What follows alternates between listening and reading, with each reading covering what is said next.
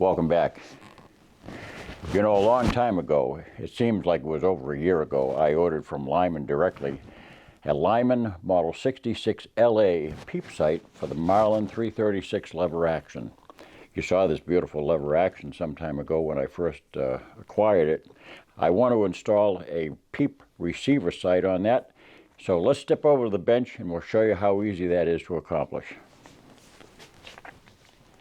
All right, these are the tools for the task. First of all, I've got my Lyman receiver sight here that I ordered, the Lyman Model 66 LA. That's specifically made for the Marlin 336 lever action. And I also ordered from a different source, I ordered a marble slot blank. It's a 3/8 inch. It's a standard rear sight slot blank. We'll show you how that's installed. I've got an appropriate size screwdriver that will fit these screws, the mounting screws. I've got a screwdriver here that is fit to the scale, the adjustment scale that's on the windage of the Peep sight. And this screwdriver here I made many years ago.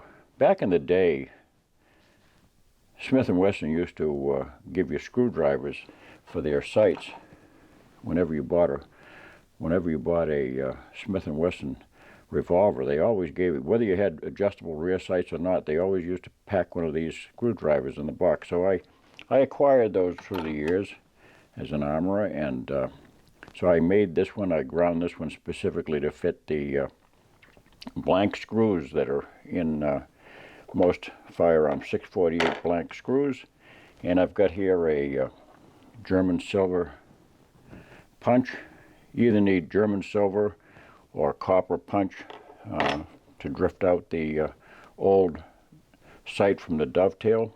I've got a 4-ounce hammer here. This should do it. If that's not enough whack, I can use a heavier, this is I think a 8-ounce or a 6-ounce hammer, but I try not to use anything this heavy until I absolutely need it. And I've got a nice fine Nicholson file that's probably going to be needed to reinstall the sight blank. And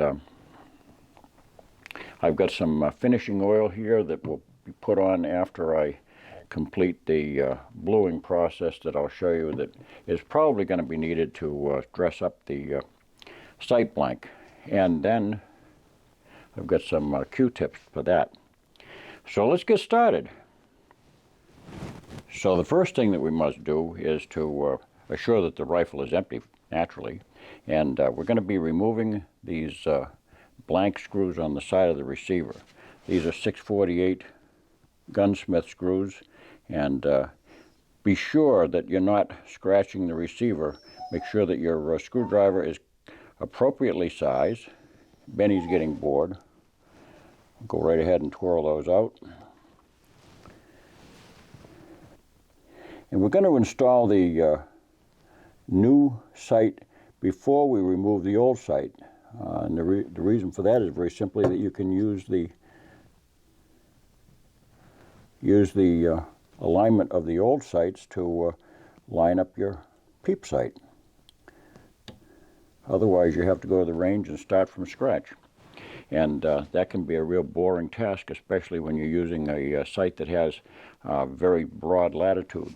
All right, so let's open up this box here and see what we got. And we've got the apertures. This is a really nice setup. We've got two apertures. We've got a target aperture, which has got a very fine hole and a very large surface that gives you a black background. We're not going to be using that on this rifle, except maybe to sight it in. But and here's your field sight. This is your field. You notice it's got a larger aperture, especially suitable for the woods. And I've got two screws here that are for mounting the base. And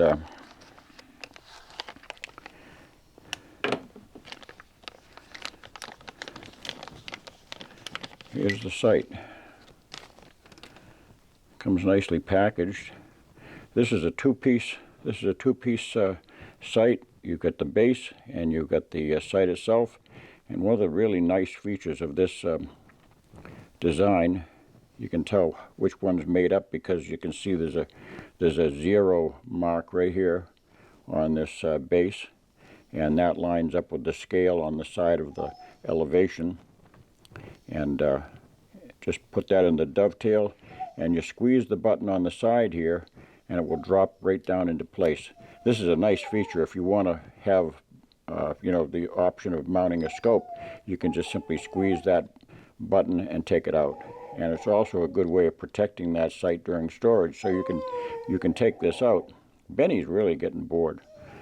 So you can take that sight out so it doesn't get clobbered in your safe or whatever. So that's good. We'll take that out for now. And very first thing we need to do is clean out those sight holes. And just use Q-tip, wind the Q-tip into those holes, and clean out anything that's in the threads. You can use a little bit of alcohol or lighter fluid, either one. Lighter fluid is naphtha, by the way. And for those of you who are cigar aficionados, you can use Coleman white gas to refill your lighter fluid bottle. It's the same substance as naphtha. So that's it. We're going to clean out those thread holes nicely and dry them off.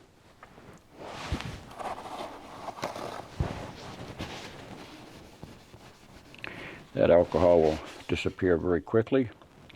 Now, just be sure to put that 0 on the left-hand side if you're using the Lyman design. This will also work for other brands of rear sights that mount on the side of the receiver. And you can put these screws in as they are. It doesn't require any Loctite. If you want to use Loctite, that's fine, but it's not necessary. There's no heavy recoil impulses on this sight whatsoever. So we're just going to drop those in and screw them into place, carefully making sure I don't leave the side of that slot. Don't tighten the first one until you get the second one started. That way you don't have any alignment issues.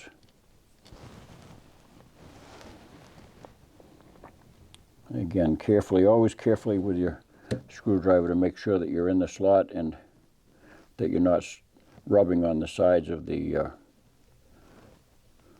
metal. Now that we're both in, we can give those a good solid turn. And I forgot I got a flashlight on this one, so turn the flashlight on so I can see what I'm doing.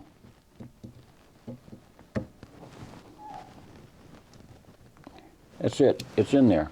So we've got both screws mounted. That's good. We're done. We just simply slide that sight right in. Hold the button and let it drop in. That's all there is to it. And what we'll do is put in the field aperture.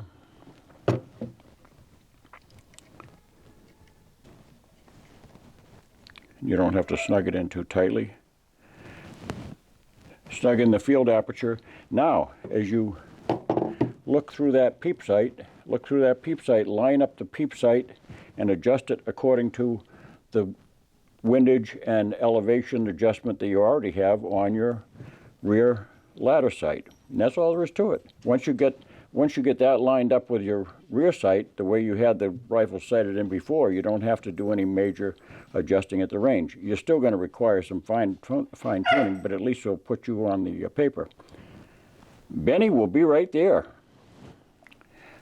And this is the correct method. This is what all rifle manufacturers use in the factories to secure their guns.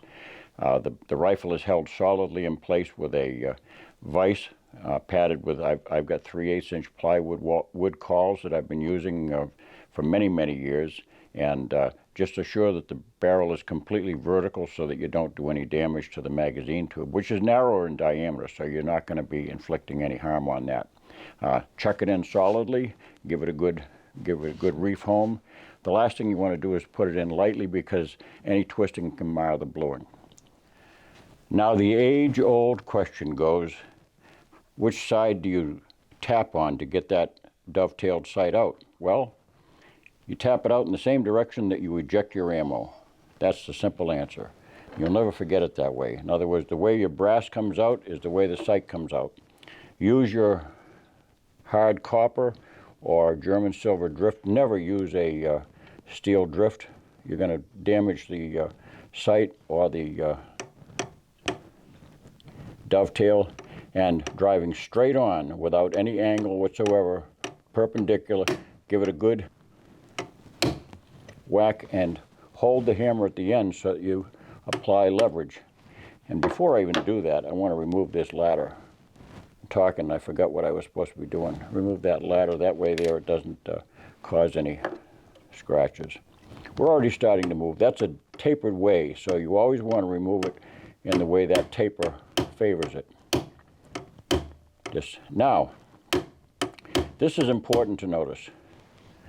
Take note of when it releases, and that's how much seating you want to have when you manually install your new dovetail blank. So we're noticing we're about 30% out, 50% out. We're almost dead over the center of the center line right here of the barrel, and I can feel that sight is just about loose. Right at that point there, I can wiggle that sight with my fingers, and you can see it's less than halfway into that dovetail slot where I can take it out. That's how much you want to fit the new dovetail blank in. So it looks like we've got to clean that up quite a bit. That's been in there since 1960, I can't remember what I said, 67 or 64. 64, I think, is when that was first installed. So we're going to clean that out real good using some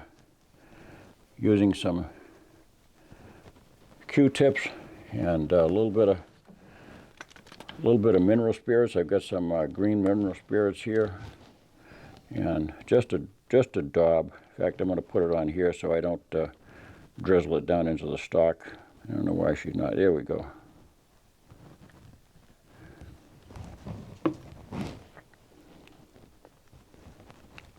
And just carefully clean that out of any foreign matter. And you don't want any oils in there or anything. Clean it out thoroughly and dry it.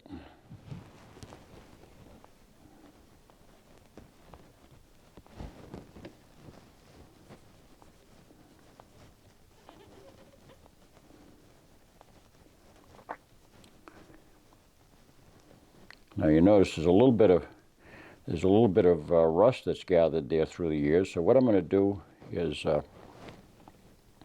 take some alcohol, and we're going to clean that up and blue it. Now, this is straight alcohol. I've already cleaned it. The alcohol now will dry that surface and make it suitable to receive some cold bluing that will protect that steel from rusting. So clean that up thoroughly. Now the cold bluing, we're only going to be applying to the inside of that dovetail. Don't get it on the outside, because that's going to change the appearance of that bluing on the outside. So we'll just be very careful to apply it only to the part that's needed. Now I'm using some Brownell's Oxbow Blue. This is the cream formula, which I prefer simply because it's easier to control. It doesn't dribble all over the place. And always keep the cover on that, because it'll oxidize. Just enough to put on that Q-tip, And again, I'm just going to apply it no more than the inside of that dovetail. Let that sit for about a minute, and again, wipe off anything that's on the outside. You don't want to have that contaminated with bluing. It'll change that color.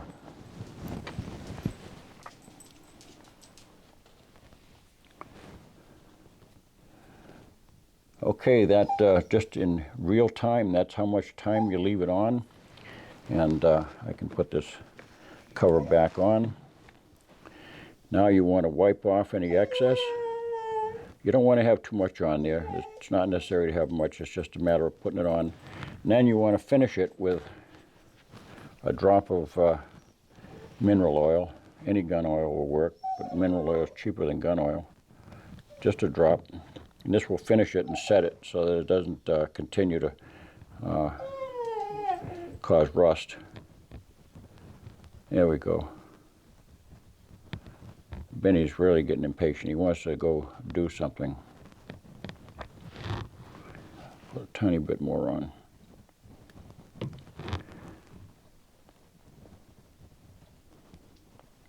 And we're also going to be doing this most likely with the dovetail blank itself, because the dovetail blank is going to require fitting. Gun manufacturers make these dovetails for their own purpose of installing a rear sight. And hang on to this rear sight, because if you ever want to go to sell that rifle, you may want to put this rear sight back in. So don't just toss it. They make this for their own purpose, for their own sight. They have no reason to suspect that it's going to ever be removed. It's considered to be a permanent installation. So any retrofitting after this is something which is entirely up to the person who owns the rifle. They make no provisions for making life easier for you to put a new dovetail blank in. So we're going to accomplish that ourselves. Now, if you'll notice, right on the underside of this marble dovetail sight blank, there's a dot. That's the small end. That's the narrow end. That's the end that goes into the dovetail slot from the ejector port side. Remember, we took it out from the other side. We're driving it in the same way it came out. So we're just going to finger tight slide that in and take note of how far it goes in. Remember that we wanted to have it finger tight almost to the point where it was about 50% into that slot. It's better if it actually goes in about 75% of the way, and that's more than sufficient, because there's no inertial forces involved that's going to drive that out. So how we adjust that is never ever take metal off the rifle, because you take metal off the rifle, you're not going to be able to reinstall that sight or any other sight, because you're going to be fitting it to a blank, which is basically a disposable object. So what we're going to do is take metal off the underside of this sight blank with a fine file. And if you place the file flat on the bench and apply pressure to the sight, it's a lot easier to remove heavier amounts of material, and apply pressure firmly and uniformly to that entire sight blank. You don't want to cause any tapers, so flatten, file flat. So right now I've removed all the bluing. I'll test. If you do any filing gunsmithing of this sort, you should have a file card. It's a special brush that cleans out your file so that you're not accumulating filings that will clog up your file. Do that periodically so that you don't basically end up with a smooth file. So with about 10 or 15 minutes of flat filing, you can see I pretty much removed the trademark. There was a circular trademark that was on there, and that's about how much metal it required to get a finger-tight fit that goes in about 75% of the way with thumb pressure alone. And that's about sufficient. And that way there you can drive in the rest of the way without defacing the blank. I'm going to be using another tool here. I'm going to use a plastic mallet to just get us started. And if I feel any solid resistance, I'll take it out again and give it some more filing. I don't want to be jamming that in too tightly because it's entirely unnecessary. That's too tight. I'd have to really bash that in, and I don't want to do that because that's going to destroy this beautiful edge here. So let's file a little bit more off. Now I've pretty much removed the trademark, and when I tried it, the top edge of that is almost in line with the dovetail on the other side. So I'm about 75% of the way in, but I can tell that just by finger tight, it's going in not quite enough. So that what I can do is finalize it by taking a little bit of width off of this. This is a safe file. In other words, the side edge of this is a Nicholson file made for gunsmiths, and so I can put that safely up against a blued surface and just take a couple of light strokes. That's all. You don't want to take too much off, otherwise you'll be buying a new one. Or you can use Loctite. That will secure it in place, but just a couple of light strokes on that edge there, and that will fix it up. And we'll clean that up carefully. Give it another test fit, putting it in finger tight. That should go. So what we're going to do is take this out, clean it up, and blue it. So I'll toss a little bit of bluing on there. Again, not much. Blackens very quickly. There's a rust preventative. That's what bluing really is. And don't get any on the blued surface. Leave that just for about you can watch it, but about a minute is all it takes. And we'll set that. Just a drop of oil, wipe that in.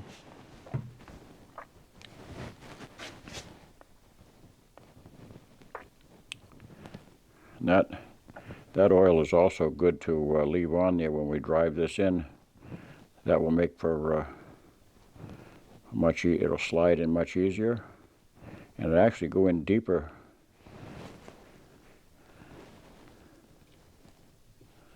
Here we go. We'll tap it in with the plastic mallet carefully.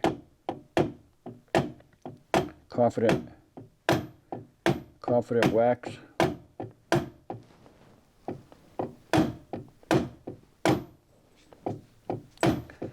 Don't want to overdrive it. Your fingers are the best gauge.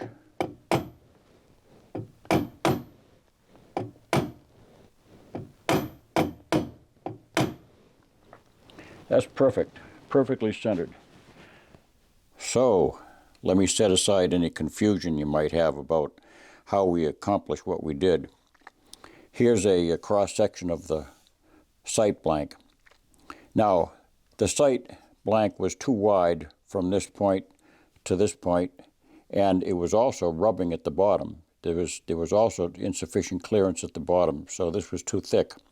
So by filing flat along the bottom, we not only reduced this thickness, and it was only by about two or 3 thousandths of an inch. It was less than the thickness of a sheet of paper, because all I removed was barely the embossed their own trademark. So we removed this amount of material here, which gave clearance to the underside, and then that also reduced the width of that triangular object from this point to this point. So it gave it clearance along the edges. Then finally, when I knew that I had a sufficient clearance underneath and was no longer rubbing, having contact underneath, then I could take a slight stroke off of each side right here to speed the process up and to not have too much clearance underneath. You don't want to have a big gap. So that's all we had to do. And these two edges right here, you got to be very careful, because when you remove material, you're removing a lot of material with just one file stroke. This is a rapid cutting file. So again, that's a Nicholson Safe Edge pillar file, Pillar, pillar file, because it's completely straight. So good thing to have. So let's take a look at what we've got here. Beautiful sight. You can see right here, this is the scale and the 0. Right now I have it lined up 0 to 0. By the way, I had previously aligned this Peep sight. I did a prior trial installation and aligned that Peep sight, so I should be pretty close to being on 0. I'll take it out at 25 yards and get it on paper and then make my final adjustment at 100 yards. So here's your elevation screw, and these are click adjustable. I can't remember, I'd have to look at the paperwork. I can't remember what the click adjustments are, but they're very fine. And also here's your windage adjustment screw on this side. And one other neat thing that it has is it's a limiting post. This is actually a screw, and it's a tall screw, and that screw goes down to the top of this base right here, the installation base, and that limits how much travel this has to the bottom. So in other words, when you remove this, let me put one thing down and do it.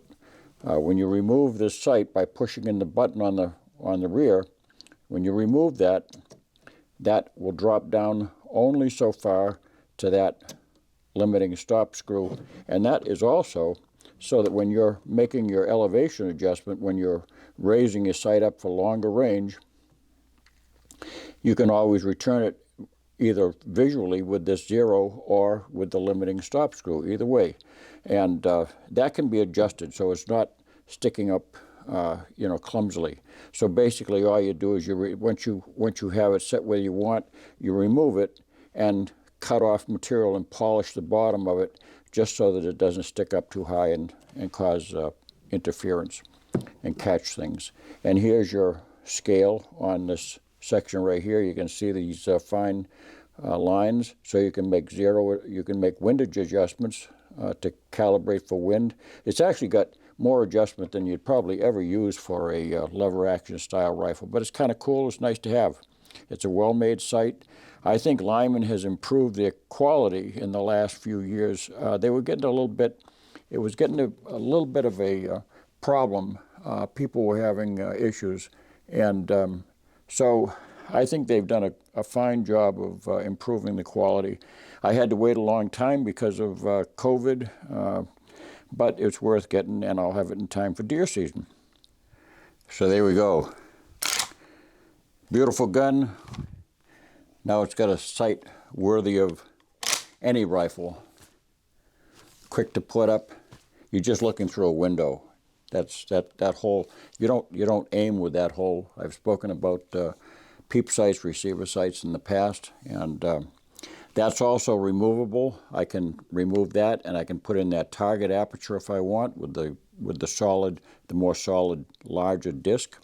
And if I can't fit that, if it's it may not fit because there may not be enough room. I can always increase the elevation of the front sight, put a higher front sight in, and that will allow me to drop this sight down farther. Remember, in order to drop the rear sight is the same as raising the front sight, so everything is done in reverse.